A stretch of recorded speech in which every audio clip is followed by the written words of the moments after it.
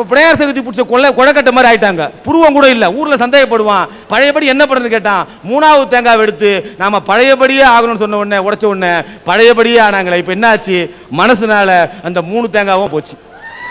அப்போ உலகத்தில் இருந்து கூட இருந்து ஒரு மனுஷனை கொல்லக்கூடிய மிகப்பெரிய ஆயுதம் எதுன்னா நரம்பு இல்லாத நாக்கம். இந்த குரங்கு போல மனுஷன்தான் ஒரு மனுஷனை கூட இருந்தே கொல்லுதுன்னு நான் பேச வந்திருக்கேன். வறுமைனா என்ன தெரியுமா சார்? நான் சொல்றேன் பாருங்க. வா வயிற்றுல, ரு சோறு, மை இல்லாமை. வயிற்றுல சோறு இல்லாமை, இதுதான் சார் வறுமை. சார் அழுத குழந்தைக்கு பால் இல்லை, இது கொடுமை. கொடுக்கும் தாய்க்கு சோறு இல்லை, இது அதை விட கொடுமை. சோறு போடும் அப்பாவுக்கு வேலை இல்லை, இது மிகப்பெரிய கொடுமை. சார் ஒரு 1ஆம் வகுப்பு ஸ்கூலுக்கு ஒரு 100 பேர் போய் சேர்றான் சார். கல்லூரிக்கு போகிறது வெறும் 6 பேர் மட்டும் தான் சார். மீதி 94 பேர் எங்கே சார் போனா? வயிற்று பொழப்புக்காகவும் குடும்ப சூழ்நிலைக்காகவும் மாடு ஓட்டுறான் சார். மூட்டை தூக்குறான் சார். சைக்கிள் கல்ல வேலை செய்கிறான் சார். அதில் எத்தனை டாக்டர் இருந்திருப்பாங்க, எத்தனை வக்கீல் இருந்திருப்பாங்க, எத்தனை இன்ஜினியர் இருந்திருப்பாங்க. அவர்கள் எல்லாம் இழந்துட்டோம் சார். ஏன் இழந்தோம்? வறுமையாக தான் சார் இழந்தோம். வறுமை இல்லை கட்டி அவங்களாம் இழந்திருக்க முடியாது சார். சார் உழுத உழவனுக்கு சோறு இல்லை, நெய்த உழவனுக்கு ஆடை இல்லை. வறுமை தவிர வேறு இல்லை. இதுதான் இந்தியாவுக்கு பெருந்தொல்லை. அதனால தான் சொல்றேன், மனிதனை உள்ளிருந்து கொள்ளும் மிக மிக மோசமான ஆயுதம் வறுமை. சார் வறுமை எதிர்த்து போராடி ஒரு நல்ல நிலைமைக்கு வந்துடலாம் சார். ஆனா முதுமை எதிர்த்து போராடி இளமைக்கு வர முடியுமா? முடியாது சார். சபாஷ், நல்ல சிந்தனை. எல்லா காலகட்டத்திலும் ஒரு தனிமை இருக்கு சார். ஸ்கூல் பையன் படிக்க ஹாஸ்டலுக்கு போறான் பாருங்க சார், அதுவும் தனிமை தான் சார். அந்த தனிமையிலும் அவன் படிச்சு நல்ல நல்ல வேலைக்கு வரணும்னு கனவு காண்றான் பாருங்க சார், அது ஒரு இனிமை சார். சரி. இளைஞர்கள் வேலை தேடி வெளியூருக்கு போறாங்க பாருங்க சார், அதுவும் ஒரு தனிமை தான் சார். அந்த தனிமையிலும் அவனுக்கு ஒரு எதிர்காலம் இருக்குன்னு நம்பிக்கை வைக்கிறாங்க பாருங்க சார், அது ஒரு இனிமை சார். முதுமையில தனிமை உலகத்திலே கொடுமையா. அதுல கனவு இருக்காது, நம்பிக்கை இருக்காது, எதிர்காலம் இருக்காதுயா. ஐயா உங்ககிட்ட ஒரு கேள்வி கேட்கறேன். ஐயா உலகத்திலே மிக பெரிய தண்டனையா என்ன ஐயா கொடுப்பாங்க? மரண தண்டனை. ஐயா அந்த மரண தண்டனை கூட 1 நிமிஷம் தாயா இருக்கும். ஆனா அந்த முதுமையில தனிமை இருக்க பாருங்க, அவங்களுக்கு ஆயுசு ஃபுல்லா இருக்கு ஐயா. ஐயா நம்ம நாட்டு சுதந்திரத்துக்கோசம் போராடின தியாகிகள் நிறைய பேர் இருக்காங்க. அவங்கள அந்தமான் சிறையில தனிமை சிறையில தான் அடைச்சாங்களாம்.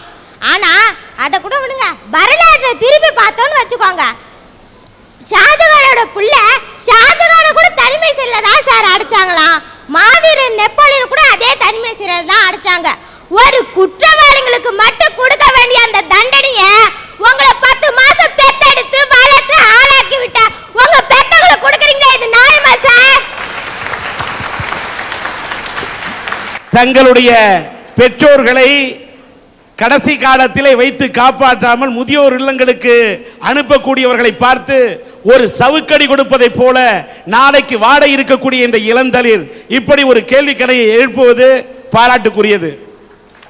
ரெடிமா சார், இந்த மனிதனை உடனிருந்து கொள்ளும் ஆயுதம் சிந்தனையை சீரழிக்கும் மூட பழக்க வழக்கங்களும் வரட்டு கௌரவம் தான் சார். வரும் போகும் இன்பம் துன்பம், வந்தா போகாது புகழும் பழியும், போனா வராது உயிரும் மானமும், தானா வரும் இளமையும் முதுமையும். எப்படி வருது எங்கேருந்து வருதுன்னே தெரியல சார் இந்த மூட பழக்க வழக்கங்களும் வரட்டு கௌரவமும்.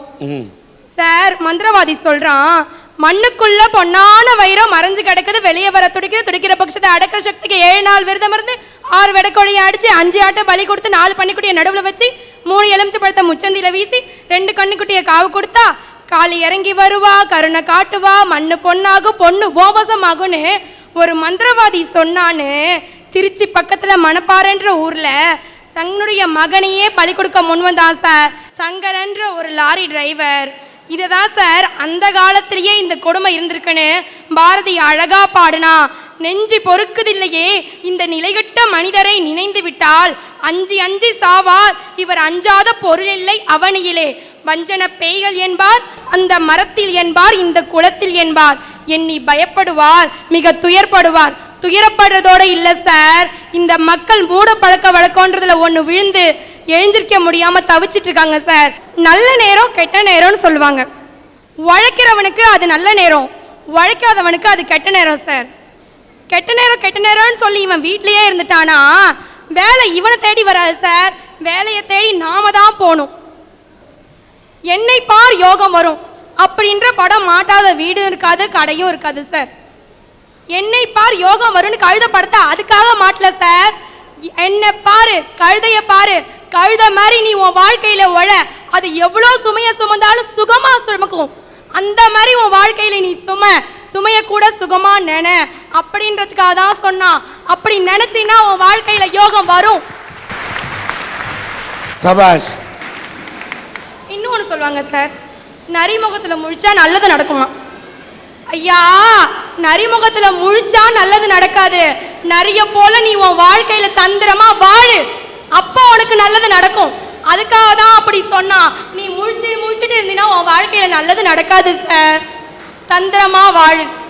இன்னொன்னு சொல்லுவான், இந்த பூனை குறுக்க போயிட்டுனா அவனுக்கு கெட்ட சகுனமா சார். பூனை குறுக்க போனா கெட்ட சகுனம் கிடையாது. பூனை ஒரு வகையான புலியோட இனம். அந்த புலி பதுங்கி வாழுற மாதிரி இதுவும் பதுங்கி தான் போகும். அப்படி போகும்போது அதோட இயல்பு என்னன்னா முடி உதிரும். அப்படி உதிருனா உனக்கு அடே மடையா, நீ போயினா உனக்கு டஸ்ட் அலர்ஜி ஆகும்டா, நீ நின்று போயினா உனக்கு டஸ்ட் அலர்ஜி ஆகாதுடா. அதுக்காக தான் சார் 10 நிமிஷம் நின்றுட்டு போக சொல்லுவான். இதை இந்த மூட நம்பிக்கையில் என்ன பண்ணிட்டான், நின்றுட்டு போன்னு சொல்லிட்டு வேலைக்கு போகிறோம், 10 நிமிஷம் என்ன அரை மணி நேரம் நிற்கிறான். ஏசி காரில் போகிறவங்க கூட நின்று போகிறான் சார். நான் என்னோட கோணத்தில் இதை நான் சொல்லட்டுமா? பூனை என்பது எந்த விஷயத்திலும் மதில் மேல் பூனையாக இருக்கும். வெற்றி கிடைக்குமா தோல்வி கிடைக்குமா என்று பூனை என்பது யோசிக்கும். நீ புறப்படும் போது அந்த பூனையை பார்த்தால் மதில் மேல் பூனையாக இருந்து விடக்கூடாது. நீ நம்மளால் முடியும் நம்பிக்கையோடு குதிக்கக்கூடியவனாக இருக்க வேண்டும். அதனால் மதில் மேல் பூனையாக இருக்கும் பூனையை பார்த்து, அதனுடைய விடியை பார்த்து, மனிதா நீ உன் தன்னம்பிக்கையை இழந்து விடாதே என்பதுதான் நான் உனக்கு கற்றுத்தரும் பாடம். உலகத்திலேயே மிக பெரிய கொடுமை எதுங்கிறத வள்ளுவர் ரொம்ப அழகா சொல்லியிருக்கிறார் சார். இன்மையின் இன்னாதது யாதெனின் இன்மையின் இன்மையே இன்னாதது. அதாவது சார், உலகத்திலேயே கொடுமைகளுக்கெல்லாம் மிக பெரிய கொடுமை வறுமைன்றத வள்ளுவர் ரொம்ப அழகா அன்னைக்கே சொல்லியிருக்கிறாரு சார். திருக்குறள்ல மட்டும் இல்ல, மணிமேகலைன்ற ஒரு நூல்ல கூட ஒரு மனுஷனுக்கு பசின்னு ஒன்று வந்துச்சுன்னா அந்த பசி அவனை எப்படியெல்லாம் அழிக்குதுன்னு ரொம்ப அழகா சொல்லியிருக்கிறாங்க சார். குடிப்பிற பழிக்கும், விழுப்பம் கொள்ளும், பிடித்த கல்வி பெரும்புனை விடும், நாணனை குலையும் மானனில் சிதைக்கும், பூன்முளை மாதரோடு புறங்கடை நிறுத்தும். பொண்டாட்டி புள்ளங்குட்டிகளோட ரோட்ல நிக்கிற அவல நிலையை ஏற்படுத்துது சார் இந்த பசி என்னும் பெரும் பாவி. இதுக்கெல்லாம் காரணம் பசியால் ஏற்பட்ட அந்த வறுமை தான் சார். இந்த வறுமையிலேயே ஒரு மிகப்பெரிய கொடுமை சார். அதுதான் சார் எங்களை மாதிரி ஒரு அரவாணிகளோட ஒரு வாழ்க்கை. இந்த வறுமையை பத்தி பேசுறதுக்கு அரவாணியன் எனக்கு முழு தகுதி இருக்குது சார். உலக அரசமைப்பு சட்டத்திலே நல்ல ஒரு அரசமைப்பு சட்டம் இந்திய அரசமைப்பு சட்டம்னு சொல்றாங்க சார். இந்த இந்திய அரசமைப்பு சட்டத்தோட உள் நோக்கம் என்னன்னா அனைவரும் சமம் சார். இந்த அனைவரும்ன்ற வார்த்தையில நாங்க இருக்கிறோமா இல்லையா சார்? சார், அரவாணிங்கன்னாவே உடனே எல்லாருக்கும் ஒரு ஞாபகத்துக்கு வரும் சார், பிச்சை எடுத்தல். சார், நாங்க என்ன ஒரு லட்சியத்துக்காக பிச்சை எடுத்துட்டு இருக்கிறோம், இல்ல ஒரு கின்னஸ் புக்கில் இடம் வாங்கணும்னு சொல்லிட்டு பிச்சை எடுத்துட்டு இருக்கிறோமா? வறுமை சார், வறுமை. இந்த பிச்சைன்னு சொல்றாங்களே, இந்த பிச்சை யாராவது ஒழுங்கா கொடுக்குறாங்களா? நாய பேய உனக்கெல்லாம் என்ன ஒரு கேடு, ஒழுங்கா சம்பாரிச்சு சாப்பிட வேண்டியதானு சொல்றாங்க. சொல்றது வாஸ்தவம் தான் சார். யார் சார் எங்களுக்கு வேலை கொடுப்பா சொல்லுங்க சார்? எந்த வேலை சார் நாங்க செய்ய முடியும்? இதுல சொல்றாங்களே இந்த வேலையை செய்யணும் சொல்றாங்களே, இதுல யாராவது ஒருத்தர் எதனா ஒரு கடைகள் அரவாணிகளுக்கு வேலை வாங்கி கொடுத்துருக்குறாங்களா? இல்ல எதனா ஒரு உதவி தான் செஞ்சிருக்கிறாங்களா சார்? ஏன் சார், அரசாங்கமும் எங்களுக்கு எந்த ஒரு உதவியும் செய்யாது, தனியார் துறையிலையும் எந்த ஒரு வேலையும் கொடுக்க மாட்டாங்க.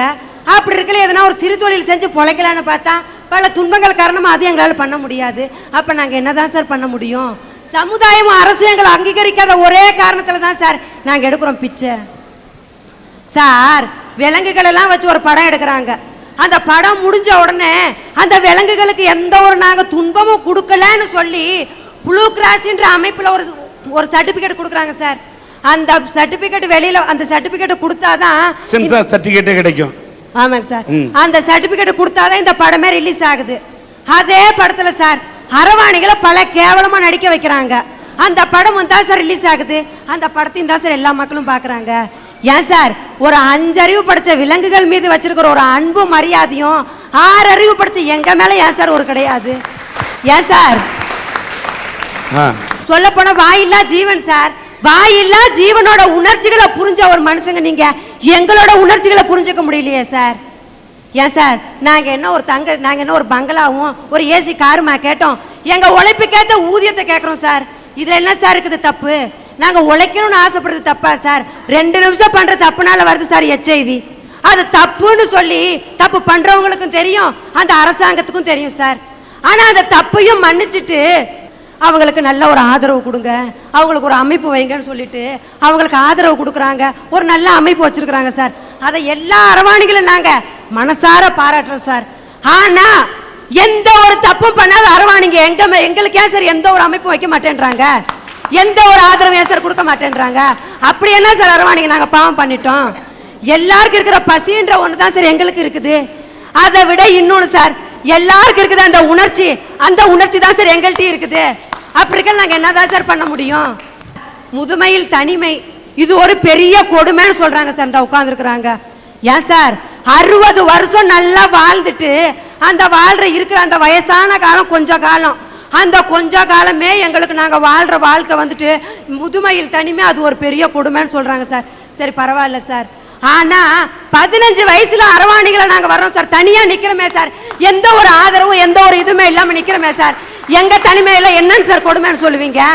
உங்க கொடுமையே இந்த கொடுமைன்னு சொன்னீங்கன்னா எங்க கொடுமை என்னன்னு சார் சொல்லுவீங்க? மூட பழக்க வழக்கங்களும் வரட்டு கௌரவம்னு சொல்றீங்க சார். ஏன் சார் நல்லா வாழ்ந்து கட்டிருப்பாங்க, இல்ல வாழ்ந்துகிட்டே இருக்க நான் இன்னும் பெருசா வாழணும் துடிக்கிறவங்க தான் என்ன சொல்லுவான், அந்த இதுக்கு போவோம் மூட பழக்க வழக்கத்துக்கு. இன்னும் நாங்க வாழவே ஆரம்பிக்கல சார், நாங்க எந்த மூட பழக்கத்துக்கு சார் போக முடியும்? வரட்டு கௌரவம்னு சொல்றாங்க. ஏன் சார் இன்னும் எங்களுக்கு ஒரு கௌரவன்ற அங்கீகாரமே கொடுக்கல, எங்கிருந்து சார் எங்களுக்கு வரும் கௌரவம்? லாஸ்டா இன்னொன்று சொல்லணும்னு ஆசைப்படுறேன் சார். இந்த இந்தியாவுக்கு சுதந்திரம் வாங்கி கொடுத்தது காந்தியடிகள். அந்த சுதந்திரம் வாங்கி கொடுத்ததுக்கு அவரு ஒரு கத்தியோ ஒரு துப்பாக்கியோ எடுக்கல, எந்த ஒரு கடினமான பொருள்களையும் பயன்படுத்தல அவரு. ஆனா அவரோட அந்த அகிம்சா அமைதியான அந்த அகிம்சா முறை தான் சார் அவருக்கு சுதந்திரம் வாங்கி கொடுத்துச்சு. அதே மாதிரி எல்லா அரவாணிகளும் நாங்க அமைதியான அகிம்சா முறையில் நாங்க இருக்கிறோம் சார். எங்களுக்கும் இந்த அரசாங்கம் ஒரு வேலை கொடுக்கும், இந்த சமுதாயம் எங்களையும் மதிக்கும்னு நம்புறேன் சார். ரொம்ப நன்றி சார். அற்புதமா பேசுறீங்க.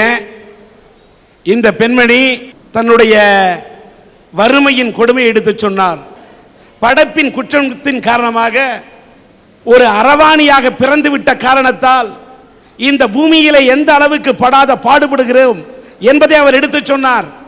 ஒரு சினிமா படத்தில் ஒரு உதாரணம் சொன்னாங்க, ஒரு வாயில்லா ஜீவன் நடிச்சா கூட அது கரெக்டா உயிரோட அது நல்லபடியா இருக்குதான் சர்டிபிகேட் கொடுத்தாதான் சென்சார் சர்டிபிகேட் கொடுக்குறாங்களே, எங்களுக்கு இந்த அரசு என்ன செய்ய போகிறது, கருணை காட்டாதா என்று கேட்கிறார். நான் ஒன்று சொல்றேன், இன்றைக்கு அரவாணிகள் தேர்தலை நிக்கினா கூட சில பேர் நிக்கிறதுக்கு அவர்கள் ஆனா பெண்ணா எதிலே சேருவார்கள் என்ற கேள்விக்குறியை எழுப்பி அவர்களை தேர்தலை நிற்கக்கூடாது என்று வாதாடக்கூட சிலர் நரம்பில்லாத நாக்கு படைத்தவர்கள் இருக்கலாம், குரங்கு போன்ற மனசு படைத்தவர்கள் இருக்கலாம். நான் சட்டத்துக்கே ஒரு கேள்வி கேட்கிறேன், இந்த சமுதாயத்துக்கே ஒரு கேள்வி கேட்கிறேன், சன் டிவியின் அரட்டை அரங்கத்தில் நின்று கேட்கிறேன். இதே அரவாணியில் இருக்கக்கூடிய ஒருவர் ஒரு கொலை செய்து விட்டால் அவரை சட்டம் தண்டிக்குமா தண்டிக்காதா? ஒரு அரவாணி ஒரு கொலை செய்து விட்டால் சட்டம் கைது செய்யும். அப்படி என்றால் அவர் மனிதன் தானே, மனித இனம் தானே. தவறு செய்தால் தண்டிப்பதற்கு தயாராக இருக்கக்கூடிய சட்டமே. இவர்களுக்கு கருணை காட்ட ஏன் நீ மறுக்கிறாய்? சலுகை காட்ட ஏன் மறுக்கிறாய்? ஊனமாக பிறந்தவர்கள் இந்த நாட்டிலே வாழலாம், ஊனமுற்றவர்களுக்கு சலுகை காட்டுகிறீர்கள்.